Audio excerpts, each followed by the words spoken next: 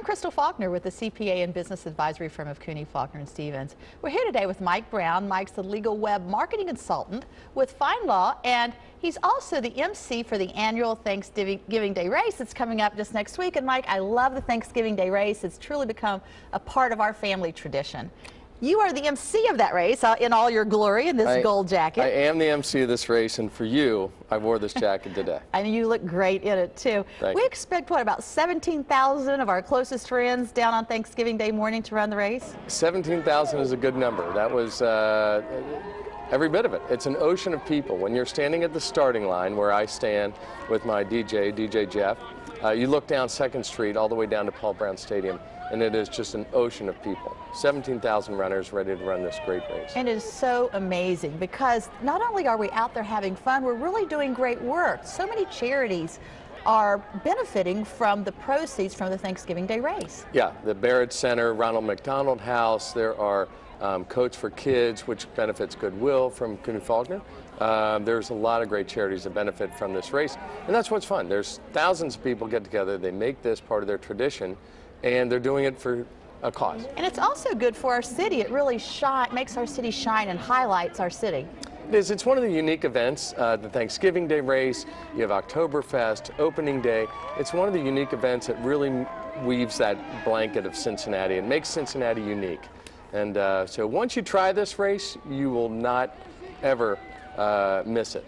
And you know, Mike, you mentioned the coat drive, because that is something that I'm pretty passionate about, is the coat drive, because there's so many people, children, especially in our community here, that need coats. So when folks do come down to the Thanksgiving Day race, it would be really nice if they bring a coat with them, because you know, often you start out with a coat and then you drop it, but we're going to have bins out for people to drop their coats off. Yeah, the runners, and last year was terrific, they wore a second jacket and they peeled off a layer as they hit the starting line or in mile 2. And drop the coat in the bin, and then the bins are collected and the coats are given to Goodwill. And thank you for the sponsorship of that coat drive. No, it's just an amazing event, and again, we're really looking forward to it. And we're going to continue our conversation with Mike Brown, who is the MC of the Thanksgiving Day race, on WCPO.com/businesswise. So Mike, let's talk about the jacket, because it is a great jacket. There's a story behind the jacket. What is that? I rented this jacket a number of years ago when I was in a show, and so I took the jacket back to the place where I rented it, and my mom picked it up and bought it for me for Christmas. And you talk about that shiny red bike you got as an 8-year-old. This was my shiny red bike moment. So I wear it at different events. If I MC a charity event or something, it's fun. People laugh at it, they smile, or you know, it's memorable. And you know, Mike, I mentioned earlier that you are a marketing web consultant for FindLaw. But how did you get the job as the MC of the Thanksgiving Day race?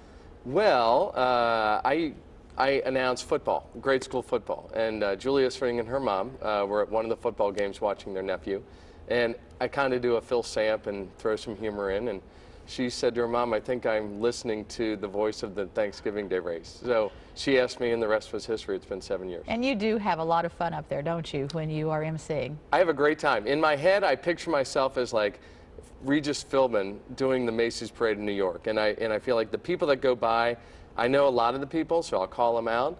If I don't, I'll make things up. But you know, it's just a lot of fun. And then I actually have an email address that people started sending shout-outs because everybody wanted to hear their name. So it's goldjacketmc@gmail.com, and people send why they're running or who they're running with or any message they want, and I'll shout them out as they come across. So again, that website is goldjacketmc.com. So if you want your name yelled out at the Thanksgiving Day race in front of 17,000 people, that's where they send the information. goldjacketmc@gmail.com. Got it. So what is one of your, or two maybe, of your the most impactful memories that you have of the Thanksgiving Day race? You know, aside from seeing all the runners getting together and hugging each other because they haven't seen each other in years, the reunite, there are a lot of reunions that go on at this Thanksgiving Day race. That's neat. But one of them that sticks out, two of them actually, is our first year, and we were finished. It was 11:30. Most of the people were gone, and this gentleman said, "Are you leaving?" And we were packing up. The DJ was packing up his music. I was getting ready to leave, and we said yes. And he said, "My son's still out on the course. He's a Vietnam vet and a recovering drug substance abuse addict." And I said, well, we unpacked everything and we got the music back up and we cheered him on down 2nd Street. And that was a neat moment. And last year, a child with Down syndrome was finishing the race. Again, we were packing up and they said, "Are you leaving?" We said, "Apparently we're not." We unpacked everything. We even got the winner's tape out. And the volunteers that were packing everything up lined the route, clapped for this young man who was coming down the street. And he came across the finish line with his arms up in the air. And, that's great. It was a great moment. That's great. And certainly if folks are still interested in the Thanksgiving Day race, if they want to participate, they can sign up at the race, but also at Bob Ronker's and online? That's absolutely right. They can sign up at Paul Brown Stadium the morning of the race. To avoid any long lines, you might want to go to Bob Ronker's or go to ThanksgivingDayRace.com for more information. Well, Mike, thank you so much for everything you do and You're for certainly very welcome. being so much fun at the Thanksgiving Day race. My pleasure.